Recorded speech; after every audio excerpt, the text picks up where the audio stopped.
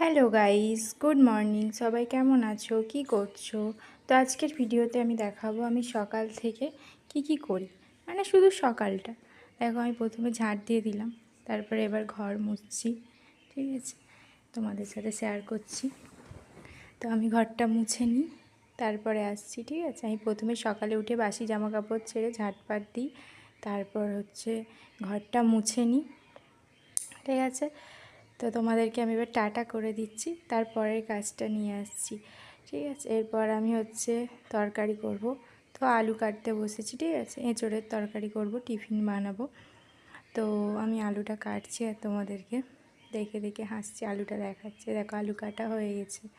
তো এরপরে আমি এঁচোড় কাটবো, তার জন্য হাতে তেল মেখেছি, সর্ষের তেল, কারণ এঁচোড়ের আঠা লেগে যাবে। তো চলো আমি এঁচোড়টা কেটে নিই, তোমরা দেখতে থাকো। আর তোমরা কে কোথা থেকে আমার ভিডিওটা দেখছো অবশ্যই কমেন্ট করে জানাও, আর তোমরা কী ধরনের ভিডিও দেখতে চাও।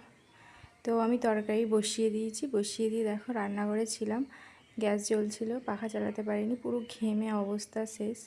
তো আমি এবার তরকারি বসিয়ে ব্রাশ করছি, ঠিক আছে? তো আমি ব্রাশটা একটু লেটেই করি, কারণ যেহেতু ঘুম থেকে অনেকটা দেরিতে উঠি, তাড়াতাড়ি করে টিফিনের তরকারি বানাতে হয়, ঘর মুছতে হয়, বাসি কাজ সারতে হয়, তাই জন্য তরকারিটা বসিয়ে জল ঢেলে তারপরে করছি। তো আমার মুখ ধোয়া ডান, এবার আমি মুখ মুছে নিচ্ছি।